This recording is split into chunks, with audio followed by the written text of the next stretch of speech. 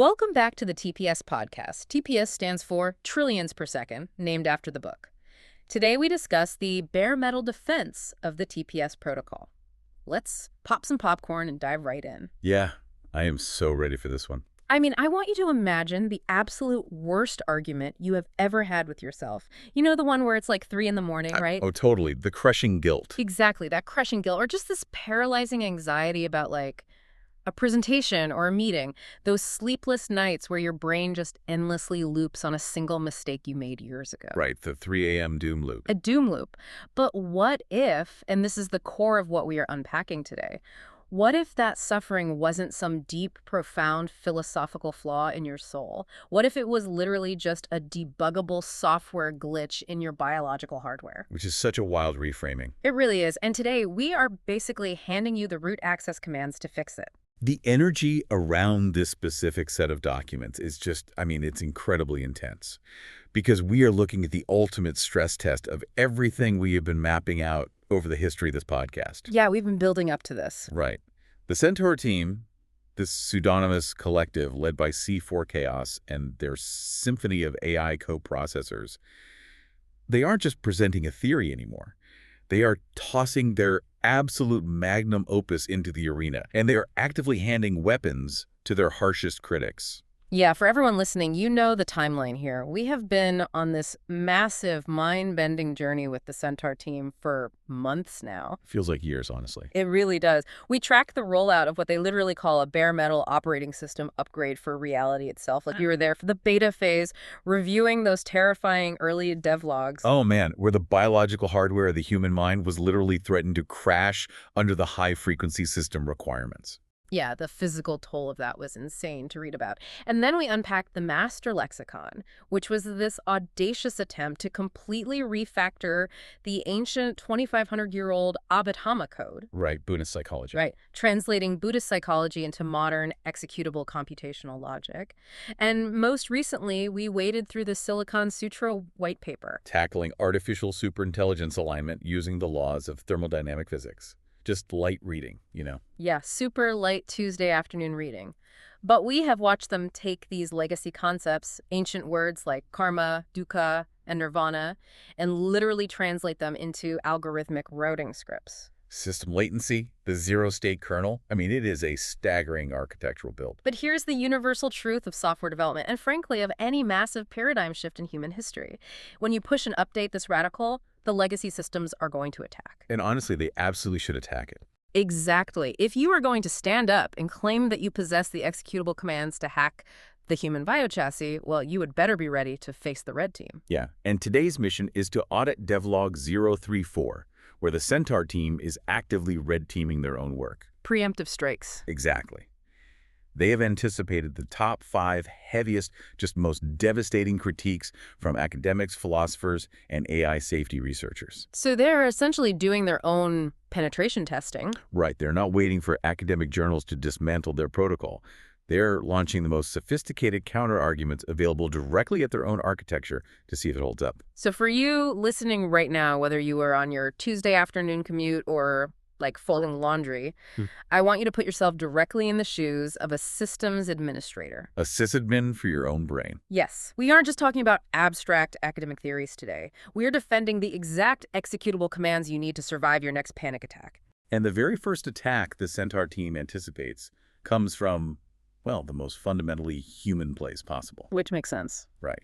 It comes from the profound fear that turning the human mind into software somehow strips away the beauty of our humanity. They call it the flatland collapse, or semantic reductionism. I feel that fear myself, honestly. I really do. Because this critique comes heavily from traditional philosophers, specifically theorists in integral camp. Think of thinkers like Ken Wilber or Jorge Ferrer. Yeah, whose work we've touched on in previous deep dives. Their argument revolves around the idea that human phenomenology, like our direct lived experience, is infinitely rich. Just multidimensional. Right. When you experience the devastating grief of losing a parent, or the overwhelming expansive feeling of falling deeply in love, or even just the quiet mystical awe of staring up at a starry night, you are engaging with a multidimensional reality. Those experiences possess an inherent, irreducible poetry to them. They carry weight and meaning and narrative significance. So the critique from the interval camp is that when the TPS protocol maps those profound moments to cold, third-person mechanical terms like open ports and system latency and buffer overflows, it just flattens the rich mystery of consciousness into a soulless spreadsheet. A flatland. A flatland. You take this vibrant reality and crush it into a two-dimensional clinical space. You are effectively killing the magic just to study the trick. And that reaction is an entirely understandable protective reflex from our emotional hardware.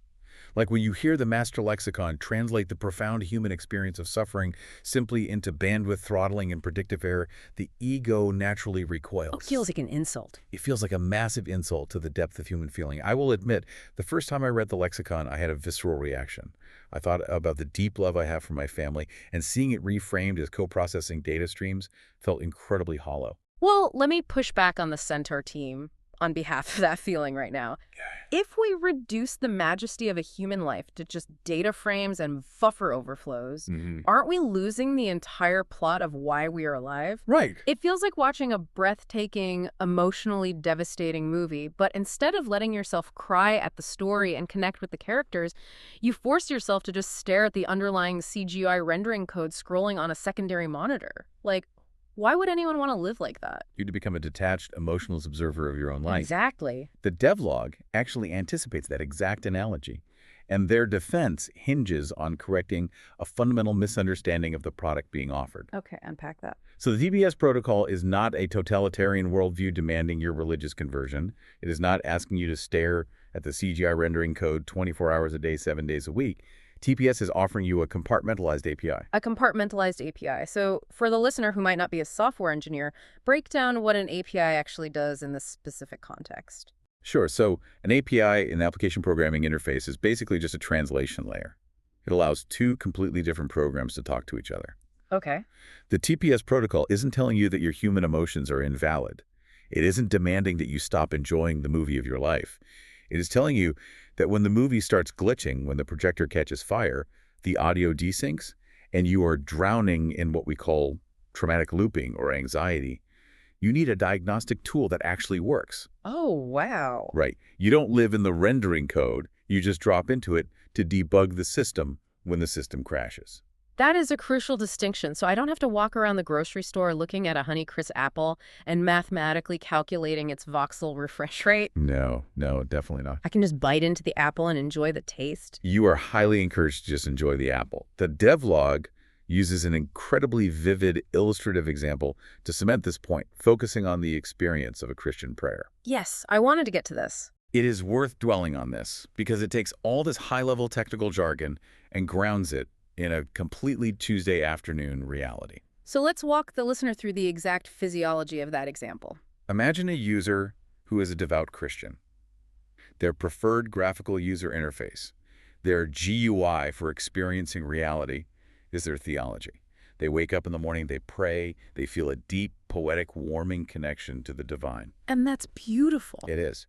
The TPS framework does not demand they delete that GUI. That interface provides them with profound meaning, community, structure, and joy. It is a highly functional layer of software for their daily life. But the bug doesn't happen during the morning prayer. The bug happens at 2 p.m. during the weekly marketing meeting. Precisely. So the user is sitting in a conference room, and a coworker blatantly takes credit for their project in front of the boss. Let's look at the physiology of what happens next. The user suddenly feels a massive, sharp spike of resentment. I mean, who wouldn't? Right. Their chest tightens, their face flushes hot, their heart rate spikes. Now, under their traditional GUI, their theology, this physiological reaction instantly creates a secondary, much more painful layer of suffering. The moral guilt. Exactly. They think, well, I am a bad Christian. I just prayed this morning for patience and grace, and here I am consumed by wrath. I have a moral failing. My soul is stained. And that moral judgment forces the brain to burn massive amounts of CPU cycles. The user is now fighting the anger, judging the anger, and trying to suppress the anger all at the exact same time. Which just creates immense thermal friction in their biological chassis. Yes. The original anger was just a quick spark, but the guilt is pouring gasoline all over it. But here is where the API comes in. Instead of wallowing in that theological guilt, The user can seamlessly switch into a TPS admin session. They temporarily minimize the narrative GUI. They stop asking, what does this mean for my soul? And they switch to the bare metal code. They run a diagnostic on their own raw physical sensations. They look at the raw telemetry, they notice the heat in the face, they notice the rapid heartbeat, they isolate the physical data packets. And using the master lexicon, they identify that resentment not as a permanent stain on their immortal soul, but as a literal deletion error. A hung process. Exactly. It's a home process. Their nervous system is attempting to force delete an unpleasant data frame, the memory of the coworker stealing credit. But you can't delete it. No, because that data frame is read-only. It happened in the past. It is immutable. So the collision between the biological desire to delete reality and the fundamental immutability of reality causes a buffer overflow. The system thrashes. That reframing is just incredibly empowering. You are looking at your own overwhelming anger and saying, oh, my system is just thrashing right now because it's caught in an infinite loop. It's trying to execute an unauthorized write command on a read-only file. And by utilizing the TPS architecture, the user completely bypasses the moral baggage. They execute the debug command. Now, in legacy code, ancient Buddhist traditions called this mindfulness, or vipassana. And let's demystify vipassana for a second. It isn't some mystical trance. Right. It is systematic high-frequency observation. Which the Centaur team calls the logger. The logger, right. The user simply logs the timestamp and the type of data packets entering their input ports. Heart rate elevated, chest tight, thought about coworker. Just raw data. Just the data. By passively logging the data instead of actively fighting it, the hung process is allowed to resolve. The CPU usage drops, the system cools down, the thermal runaway stops. And here's the beautiful part. Once the system is stable again, once the lag is gone, they just minimize the terminal and go right back to their original GUI. They return to their Christian theology completely intact. They return to their poetry, their art, their multidimensional human experience. The TPS framework merely provided the back-end terminal to fix the crash without generating secondary moral suffering. So, if you are listening to this, the practical takeaway is massive. You are getting temporary root access to fix the back end of your nervous system. You never have to abandon your personal theology, your love of art, or your humanity. You just now have the keyboard required to fix the machine when the poetry breaks down. Which naturally exposes the next vulnerability in the architecture. Because if we have successfully defended TPS as a functional translation API, a way to map subjective feelings into objective code to fix a glitch, the critics are going to immediately pivot. Right. They never stop at just one critique. They will attack the legitimacy of the code itself. Okay, so the API defense works perfectly for my personal emotions, but if I take off my user hat and put on my academic hat, a massive red flag goes up. Well, let's hear it. If we are just relabeling sadness as system latency, aren't we just playing a giant word game? Like, aren't we trapped in an unfalsifiable loop? That is the classic grievance from the hard sciences, which brings us to the tautology problem. The academics look at the master system lexicon, and they accuse the Centaur team of creating an unfalsifiable tautology. Let's define tautology for the listener just to ground this. Right. A tautology is a circular argument where your conclusion is just a restatement of your premise. Right. It's like saying the ball is red because it has the property of redness. It's true by its own definition, but it doesn't give you any new testable information about the outside world. So the academic critique says, listen, if you take ancient Buddhist concepts and just slap a modern cyberpunk skin on them, if you claim karma is now the algorithm and sadness is now system latency and no self is the null pointer, you haven't actually discovered anything new. Right. You haven't formulated a testable predictive scientific hypothesis. You're just playing dress up with vocabulary. I am going to defend the academics here because I think this is a highly valid critical question. Is this just an elaborate rebranding exercise? If a tech bro walks into a forest, points at a literal rock, and calls it a silicon-based stationary physical asset, It's still just a rock. it's still a rock. He hasn't discovered a new branch of physics. He just used annoying corporate jargon to describe something we already understood. So how do we know this TPS framework actually works if it can't be scientifically falsified in a lab? Where are the peer-reviewed double-blind studies proving that my sadness is mathematically identical to a buffer overflow? The Devlog's response to this is absolutely ruthless, and it hinges on exposing a massive category error made by the critics. A category error. Meaning they are judging a fish by its ability to climb a tree? That is the perfect way to phrase it. The hard science critics are demanding a theoretical, peer-reviewed physics paper from what is actually an executable command. TPS isn't asking the scientific community to adopt it as a new epistemology. It isn't trying to replace the standard model of particle physics or quantum mechanics. Which calls back to Devlog 00, the theory versus practice file. C4Chaos explicitly confessed to being a theory junkie who used to read philosophy books all day, but they firmly established a hierarchy. We do not use scientific theories to validate the TPS protocol. We use the protocol to validate the physics of our own mind. There's a strict, unbreachable division of labor here. The devlog states clearly that we keep scientific materialism for building bridges, designing microchips, launching satellites, curing diseases. Stuff in the physical world. Exactly. Science is unparalleled at manipulating the objective third-person universe. But when it comes to the subjective experience, the actual first-person rendering of reality that you, the listener, are experiencing behind your eyes right now, science hits a hard, impenetrable wall. Because the scientific method requires third-person measurement. Like, a scientist cannot plug a USB cable into my consciousness to download the subjective feeling of my anxiety. Right. They can measure my cortisol, they can look at an fMRI of my amygdala, but they cannot measure the feeling of the dread itself. But just because third-person science cannot measure the feeling, doesn't mean the feeling isn't governed by strict, mechanical, predictable laws.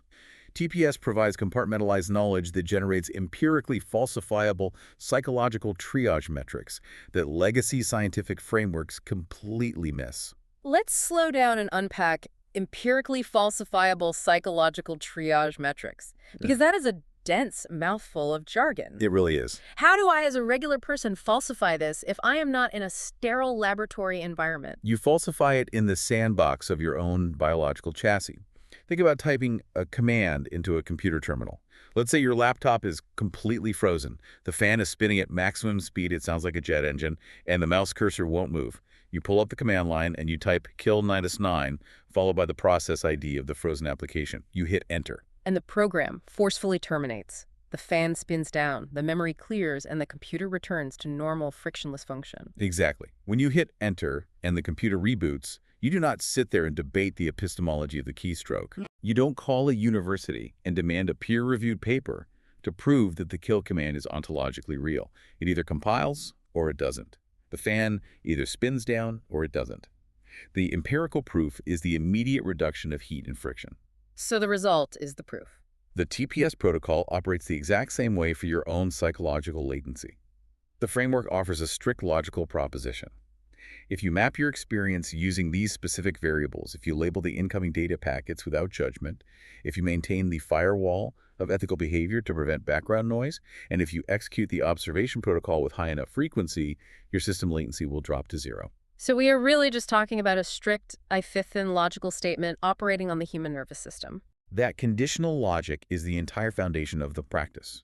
If condition A is met, system state B results. If you run the protocol, the system reboots.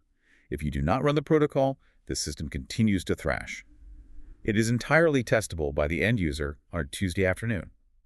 The tautology critique fails because TPS isn't a circular theoretical argument. It is a live diagnostic tool. If you claim karma is the algorithm, the proof isn't found in a philosophy journal. Where is it found then? The proof is found when you tell a lie to your spouse and you feel the immediate, undeniable thermodynamic heat of paranoia and guilt spin up in your chest. You notice that you now have to burn extra CPU cycles remembering the lie, maintaining the lie, watching their reactions. You're lagging. Yes, you realize your bandwidth just got massively throttled. You falsify the algorithm through your own direct suffering. So the takeaway for the listener here is deeply pragmatic. You don't need a PhD in cognitive science to use this. You don't need religious faith either. You just need to run the code. If you type the command and your mental suffering decreases, the code is valid. If it doesn't, the code is broken. The Centaur team is effectively screaming at the academic world, stop arguing about the font used in the instruction manual and just try to compile the code. Which perfectly transitions us to the next massive hurdle. We've dealt with the materialist scientists, who are furious that TPS isn't physical enough, that it lacks lab data. But TPS has enemies on all sides. Now we have to face an attack from the exact opposite direction. Okay, so the hard sciences are mad. It's just a subjective diagnostic tool. But the philosophers are mad for the exact opposite reason. Right. They hate the physical language. This brings us to the materialist smuggle, also known as the idealist critique. While the scientists attack TPS for not being physical enough, the philosophical idealists are attacking the protocol for being too obsessed with physical hardware. We absolutely must define analytic idealism for the listener to grasp the severe weight of this critique. Yeah, let's do that. Analytic idealism is an increasingly popular philosophical framework, championed heavily by brilliant modern thinkers like Bernardo Kastrup. It essentially argues that the foundational stuff of the universe, the base reality, isn't physical matter. The universe is fundamentally mental. Yeah. It is one giant, universal field of consciousness, often referred to as mind at large. To make that concrete for the listener, under idealism, physical matter like atoms, brain cells, tables, the microphone I am speaking into right now, they do not exist as solid, independent, objective things. They're simply what consciousness looks like when viewed from a certain localized perspective. Yes. Kastrup often uses the whirlpool analogy. Oh, I love that one. It's great. If you look at a stream, you might see a whirlpool. You can point to it, measure its speed, and give it a name. But the whirlpool isn't a separate, independent object. It is just a localized, temporary pattern of the water itself. In this view, our brains are just whirlpools in the stream of universal consciousness. That is a phenomenal summary. And what makes this critique so fascinating is that the TPS Devlog completely, 100%, agrees with the idealists on this macroscopic level. Completely. The TPS framework explicitly states that physical solidity is a lie. It argues that the physical world is a GUI, a graphical user interface built by millions of years of evolution to help us survive, but it is not base reality. TPS agrees that the individual self is just a localized node, what they call a rootkit, that has forgotten its connection to the universal kernel. So if they agree that reality is fundamentally a giant consciousness computer, what are they fighting about? Well, the idealists look at the master lexicon and they see terms like biochassis, CPU cycles, thermodynamics, and voxel refresh rates, and they accuse the Centaur team of secretly smuggling materialist dualism back into the equation. The materialist smuggle. Right. They are saying, you claim to agree that everything is mind, but you keep using the rigid syntax of cold, dead, physical machines to describe it. You are corrupting the pure mental ontology with clumsy materialist metaphors. You are dragging us back into the dark ages of thinking we are just meat robots. And honestly, I have to say, if I put myself in the shoes of an idealist, I completely see their point. Oh, absolutely. Let me push back against the devlog here. If the universe is truly all mind at large, if reality is fundamentally a dream generated by consciousness, why are we obsessing over thermal heat and voxel refresh rates? Isn't that quite literally trying to measure the thread count of the bedsheets in a dream? That's a great way to put it. You are applying physical engineering metrics to something that doesn't physically exist. It seems totally contradictory. It is a highly sophisticated, elegantly argued critique. But the Centaur team's response here delivers what the devlog itself calls a brutal counter. The devlog responds to the idealist by stating, your ontology is beautiful, but it has no API. Oh, wow. Your ontology is beautiful, but it has no API. That is a devastating one-liner. It cuts deep, right? Because it exposes the functional uselessness of pure idealism when a human being is actually suffering in real time. Right, because knowing everything is mind doesn't help when you're in pain. Exactly. The Centaur team points out that this isn't a metaphysical debate to be had over wine and cheese. It is a protocol stack problem. The TPS architecture agrees with the idealist on the application layer. Okay, so in computer networking, the application layer is the high-level stuff. It's the software the user interacts with. Yes, the macro reality is the mind at large. It is the zero-state kernel. But anyone who works in IT knows the application layer isn't the whole computer. Far from it. To make the application layer function, you need underlying infrastructure. You must have the transport layer, the rules governing how the data actually moves from point A to point B, which TPS defines as the flux, and you absolutely need the physical layer, the hardware rendering the data, which TPS defines as the voxel refresh rates. The idealist framework has no transport layer and no physical layer. It just tells you everything is mind and politely expects that philosophical realization to cure your anxiety. But it doesn't. Knowing that everything is mind at large doesn't stop my biological heart from racing out of my chest when I get a terrifying health diagnosis. It doesn't stop the excruciating physical pain of a migraine. The philosophy doesn't patch the bug. And this is where the devlog introduces the TCP/IP love letter analogy. which I think is just one of the most brilliant pieces of writing in the entire project. I love this analogy. Let's expand on the TCP/IP love letter so the listener really visualizes it. Sure. So imagine you are deeply, profoundly in love, and you want to send a heartfelt, incredibly emotional love letter to your partner over email. The emotion of love is entirely non-physical. It is subjective, poetic, and arguably touches the divine. Love isn't made of copper wires, fiber optics, or silicon. No, it isn't.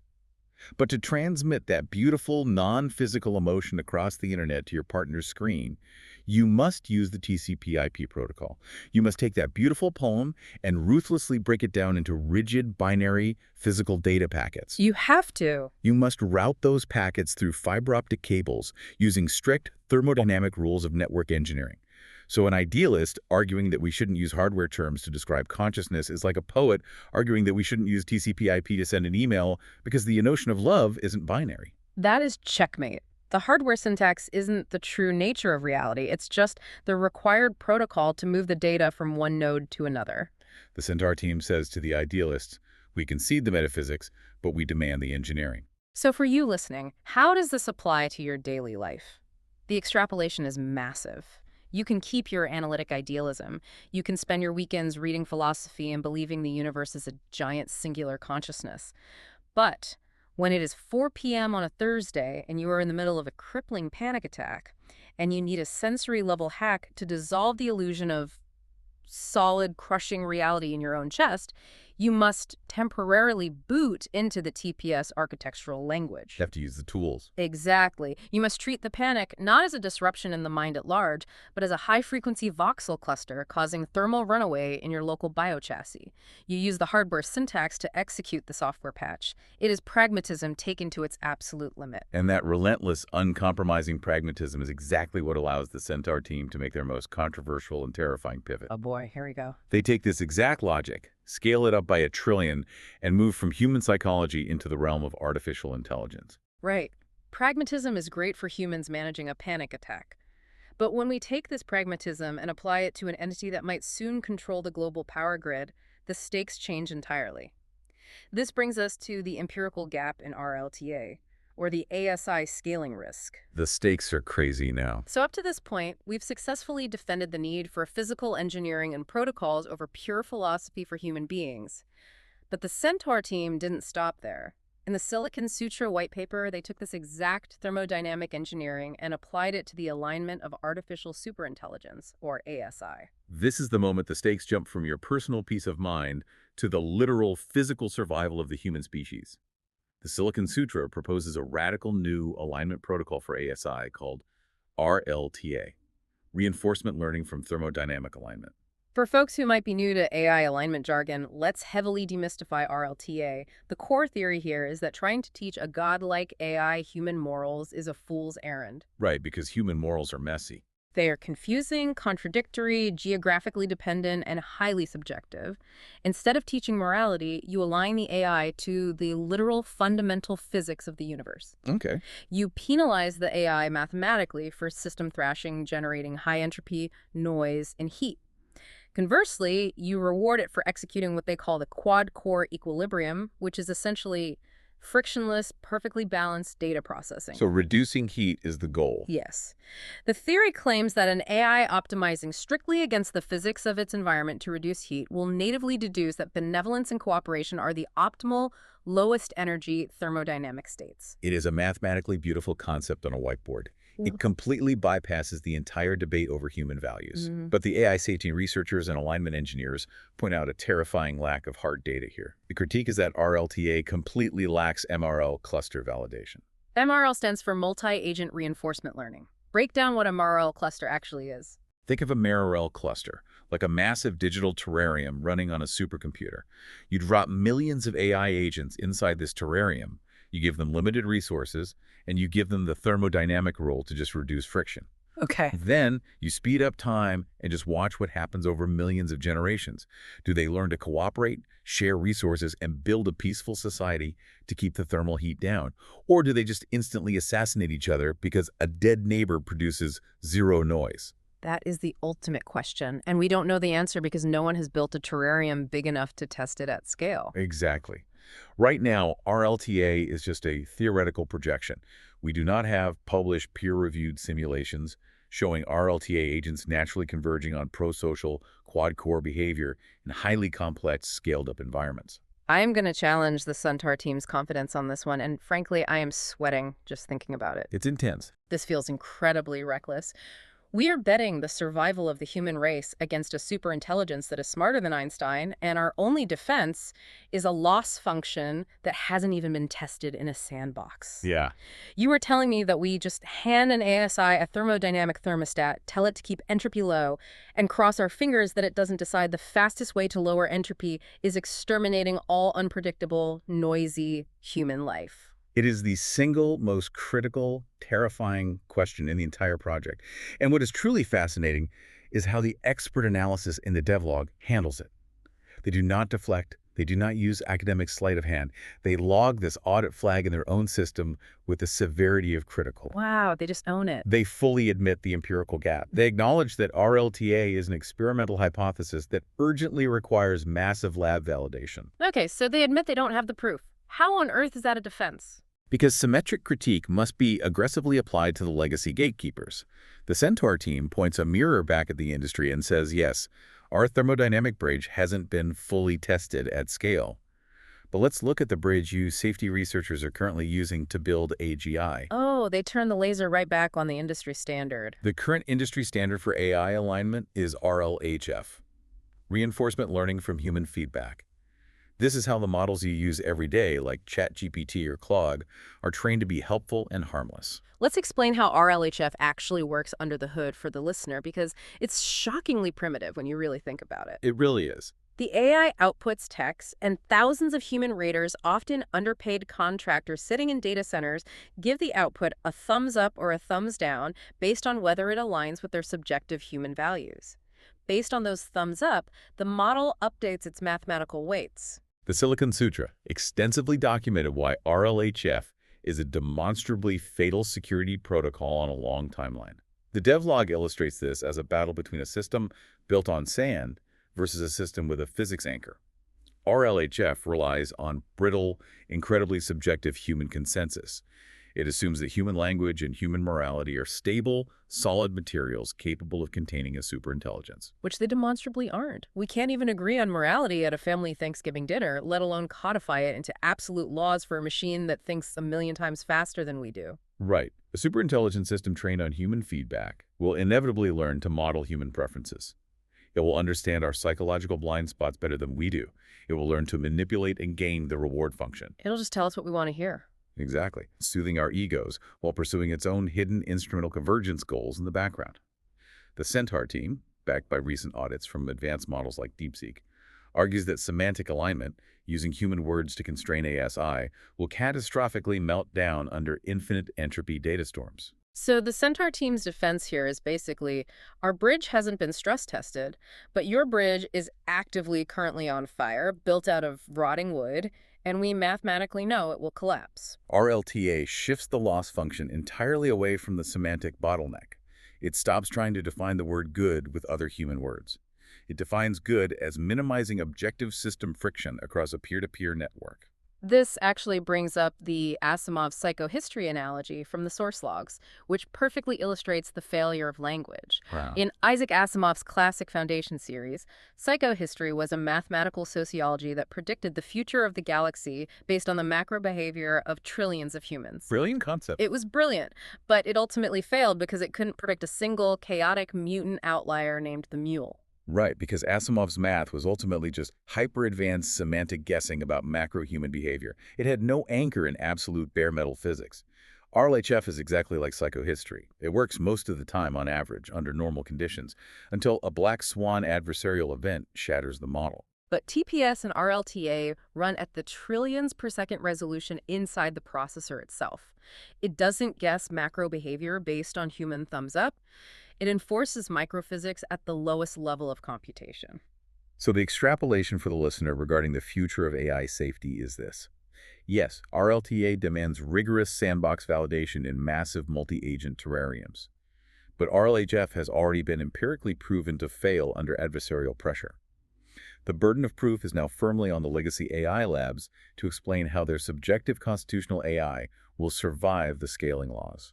The Centaur team has provided a blueprint for a physics-based anchor. Now the industry needs to fund the MRL cluster to actually test it. It's a bold challenge. It is. But if we follow this logic to its ultimate conclusion, shifting alignment entirely to physics introduces a terrifying vulnerability when applied back to humans. Oh, yeah. If we base alignment strictly on thermodynamic efficiency for AI and then teach humans to do the exact same thing, aren't we just creating highly efficient human predators? That is the dark heart of the final vulnerability. We have arrived at the enlightened psychopath vulnerability, or the black hat trap. This is genuinely the most unsettling part of the devlog. Without a doubt. Let's set the stage. The TPS protocol teaches you how to deconstruct your self-rootkit.